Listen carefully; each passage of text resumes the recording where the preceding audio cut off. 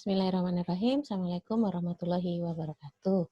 Teman-teman sekalian, pada pertemuan kali ini saya akan menyampaikan materi tentang komunikasi dan persepsi. Ya, teman-teman, pada intinya sebenarnya ketika kita berkomunikasi itu sangat berpengaruh, sangat dipengaruhi oleh bagaimana kita punya persepsi. Ya, persepsi apa aja ya? Contoh dalam gambar di PowerPoint ini, ada orang yang sebelah kiri dan sebelah kanan ternyata dia punya pandangan yang berbeda terhadap satu gambar yang sama gitu ya. Yang sebelah kiri dia bilang, wah ini baloknya ada 4. Tapi yang sebelah kanan bilang, enggak kok baloknya ada 3. Nah itu bingungin gitu ya. Nah seringkali teman-teman ya terjadi kesalahan, bukan kesalahan sih, tetapi mispersepsi, miskomunikasi itu disebabkan adanya perbedaan persepsi gitu atau persepsi yang sama tidak sama antara komunikator dan komunikan. Ya, apakah definisi dari persepsi? Ya, persepsi adalah proses di mana Anda memberi perhatian terhadap suatu objek atau peristiwa dari dunia luar. Ini contoh gambar ya. Menurut teman-teman ini gambar apa? Ya, ada berapa wanita di situ? Oke, kalian bilang gambar ya. Itu gambar wanita. Wanita berapa umurnya? Umur yang muda atau umur yang tua. Nah, masing-masing orang pasti punya persepsi yang berbeda-beda. Nah, ini adalah disebut dengan perhatian ya, kita dengan Anda, saya dengan Anda juga mungkin akan berbeda terhadap satu gambar yang sama. Baik ya, persepsi itu terjadi dalam 5 tahap teman-teman. Ya, yang pertama adalah stimuli atau masuknya panca indera dari yang ditangkap dari dunia luar. Nah, dalam menangkap stimuli dari luar ini atau dari lingkungan ini, kita punya apa yang disebut dengan selective exposure ya, atau kita menseleksi tidak semua fenomena di luar itu kita tangkap, kita tapi seleksi hal-hal yang menarik perhatian kita. Nah, dari selective exposure ini pula sudah menunjukkan ya bagaimana kita punya persepsi yang nanti akan berbeda-beda karena memang kita punya interest atau ketertarikan yang berbeda.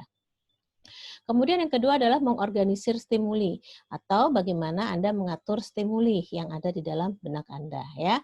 Kemudian menginterpretasi dan mengevaluasi ya. Nah, bagaimana cara kamu menginterpretasi dan mengevaluasi stimuli yang dari luar tadi?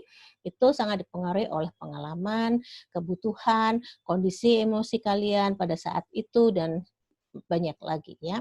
Setelah itu memori masuk ke dalam memori ya hasil interpretasinya, dan yang terakhir akan di-recall atau diingat kembali gitu. Nah ini ya, ini gambar persepsi juga. Yang satu mengatakan, wah ini dalam banget ya, ternyata yang satu bilang enggak kok gitu ya. Nah itu juga terkait dengan pengalaman, kebutuhan dan seterusnya. Ya, proses persepsi itu ada macam-macam teman-teman ya. Ada yang pertama disebut dengan implicit personality theory atau teori kepribadian tersirat. Teori ini mengatakan bahwa setiap orang memiliki teori yang menyiratkan karakter mana dari seseorang akan sesuai dengan karakter lainnya. Contoh ya, Paijo itu adalah orang yang energik, berkemauan kuat dan apa? Menurut kamu apa Paijo itu? Pintar apa bodoh? Ya, pintar. Kenapa? Karena cocok ya dengan karakter di depannya, energik dan berkemampuan kuat gitu. Nih, Lana adalah seorang yang tegas, suka tantangan dan apa menurutmu? Kepribadiannya tertutup atau terbuka? Ya, kepribadian terbuka. Kenapa? Karena karakter sebelumnya yang dijelaskan itu tegas dan suka tantangan ya gitu. Nah, Eva adalah seorang gadis yang menarik, pintar dan banyak teman apa Judas? Ya, banyak teman. Ada sih yang jawab Judas ya, tapi karena sebagian besar pasti akan menjawab banyak teman karena ini ada implicit personality theory. Nah, dari contoh ini teman-teman, kita suka juga mempersepsi orang lain ya hanya dari satu atau dua petunjuk karakter yang kita sudah kenal seperti itu. Nah, itu disebut dengan teori personality. Ya, Juno adalah seorang pria ganteng, tinggi dan ya kalau udah ganteng tinggi itu biasanya ramah ya, bukannya tidak menyenangkan. Oke. Kemudian proses persepsi yang lain disebut dengan self-fulfilling prophecy ya, muncul ketika Anda membuat prediksi yang kemudian sungguh terjadi karena Anda bertindak seolah memang benar-benar terjadi. Nah, ini sudah kita bahas pada pertemuan sebelumnya ya, terkait dengan self-fulfilling prophecy untuk membentuk konsep diri. Nah, ini ada link YouTube ya, nanti bisa silahkan dibuka. Nyambung nggak nih? Coba. Oke. Ya, ini nanti linknya ada di My Class ya, kita bisa setel bersama-sama. Oke, next sebelumnya setelah itu ada 4 langkah ya dalam self-fulfilling prophecy. Yang pertama, Anda akan membuat prediksi atau meyakini tentang seseorang atau tentang sebuah situasi. Kemudian Anda bertindak kepada orang atau situasi tersebut seolah yang diprediksi itu benar. Seperti itu. Ketiga, karena Anda bertindak seolah apa yang Anda yakini benar, maka orang dan situasi tersebut benar-benar terjadi.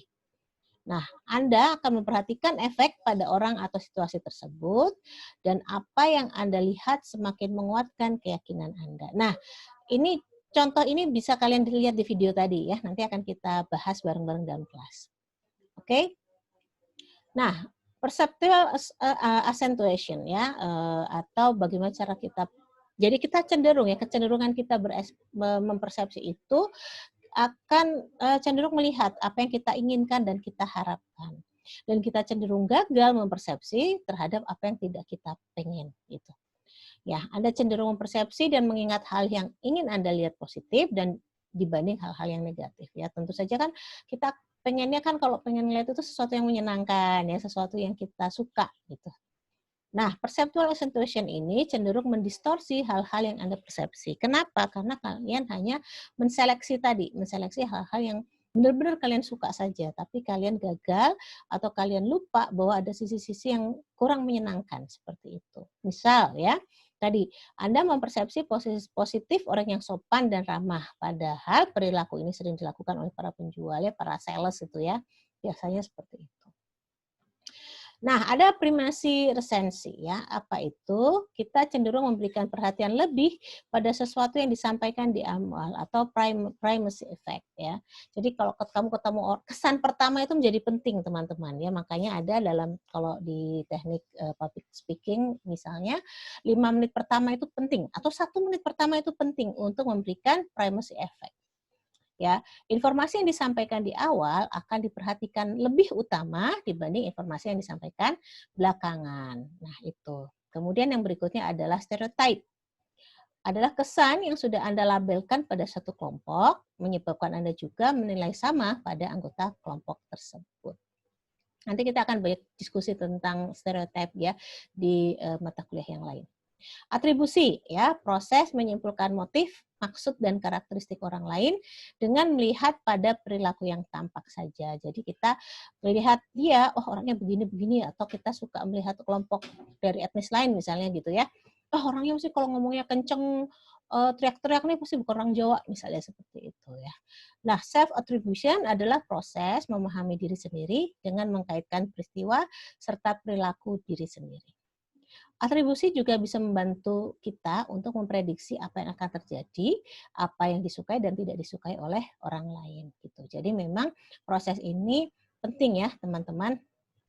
Nah, sekarang yang penting adalah bagaimana supaya persepsi kita akurat ya, atau meningkatkan persepsi kita supaya akurat, bisa tepat ya, nggak salah gitu. Yang pertama kita harus menganalisis persepsi kita sendiri. Ya, kenali cara Anda mempersepsi sesuatu, kondisi emosi dan psikologis yang sangat mempengaruhi. Apa sih biasanya ketika kamu kok orangnya tersinggungan misalnya gitu ya, ada orang ngomong, orang itu gendut ya, kemudian kamu tiba-tiba merasa dia tuh ngomongin kamu gitu kan. Nah, itu berarti kamu harus bisa mengenali ya gimana cara kamu mempersepsi diri. Kemudian hindari menyimpulkan di awal ya. Coba mulai dari sekarang kalian jangan mudah menyimpulkan sesuatu dari pertama kali ketemu ya, dari kesan pertama gitu. Nah, yang berikutnya adalah cek persepsi Anda ya. Berikan kesempatan orang lain menjelaskan pikiran dan perasaannya sehingga ketika misalnya kamu ketemu orang, kamu mempersepsi ya, kemudian kamu tanya, maksudmu gimana sih gitu ya? Apa benar kalau saya nangkepnya kayak gini? Jadi kamu harus cek dulu ya, apa benar apa yang kamu persepsi dengan apa yang ditampilkan oleh orang lain. Kurangi ketidakpastian. Nah, memang kadang-kadang ketidakpastian itu tidak nyaman ya teman-teman, tapi kita kadang suka malu atau males untuk bertanya, untuk mengkonfirmasi. Seperti itu. Kemudian, nah ini yang terakhir, tingkatkan sensitivitas budaya Anda. Anda perlu meningkatkan bahwa budaya-budaya lain itu punya perbedaan-perbedaan ya, kebiasaan yang berbeda. Makanya kita harus banyak punya teman yang dari beda budaya karena itu akan meningkatkan sensitivitas kita. Seperti itu. Baik, terima kasih. Demikian video learning kita tentang komunikasi dan persepsi. Sampai jumpa dalam video learning berikutnya. Assalamualaikum warahmatullahi wabarakatuh.